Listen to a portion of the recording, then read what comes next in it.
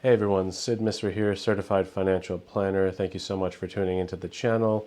Just wanted to talk and address the last few days in the market and what's been going on. There's obviously a lot of uncertainty and a lot of volatility in the markets. People are feeling panicked and scared about what's going to happen, and I wanted to address that. I want to make sure that you all have an understanding of what's actually going on and what really matters. So on so-called Liberation Day, the administration announced sweeping tariffs on many different countries, targeting places like China, Vietnam, and many of the European Union countries as well. And these tariffs have sparked a lot of concerns and fears about inflation, slower consumer spending, and because of those two things, the possibility of an economic downturn, recession, even depression.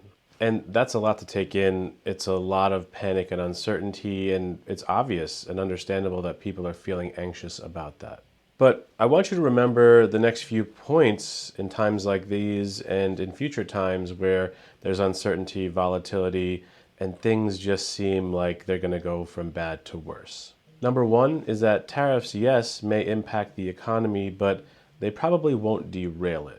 There's research from Fidelity that suggests that even though the economy may slow down, a recession is not something that's a likely outcome. Here in the US, we have a big economy. It's pretty robust. It is able to adjust and adapt when things change. And Fidelity seems to suggest that this time shouldn't be any different. Now, number two is I want you to remember that the biggest risk is uncertainty, not the tariffs themselves. Markets hate uncertainty. They don't like when they don't know what things are going to happen, what kind of policies and procedures may be in place. They hate that level of unpredictability. Once the dust settles, policy becomes clearer, what our policy is versus theirs and retaliation. Once all that becomes clear, markets usually tend to stabilize and rebound as well. Number three on the things that I want you to remember during this tough time is that diversification is your best defense. This is exactly why we don't focus solely on one particular stock or security or one particular sector of the market. A well-diversified portfolio will help cushion the impact of volatility on your overall portfolio. Number four is that this isn't a crash, it's stagflation light.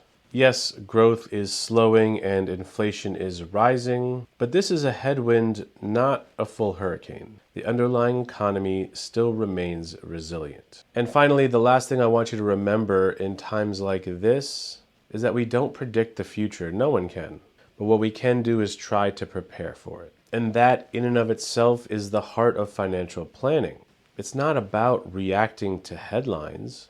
It's about having a thoughtful strategy that's tailored to your specific goals, your timeline, and your overall comfort level with risk. If you're feeling unsure about your plan, or if you don't have a plan, this is the time to start figuring that out. This is the time to take action on that. The best time to build a strategy that can weather uncertainty like this is before the storm hits. Now, if you don't have it in position right now while the storm is hitting, the second best time is right now. Doing something about it right now. Find and talk to a trusted financial professional.